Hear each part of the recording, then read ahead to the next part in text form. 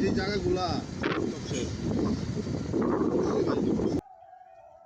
ওইটা কোন এরিয়া? ওইটা সিরাজনগরে পড়ছে কিন্তু রোড আরেকটা। এখন তো পানি বর্তমানে আপনার নাইলে আপনার পুরোটা একবার যাওয়া নিচে যেত। পর্যন্ত যাওয়া যেত আর কি।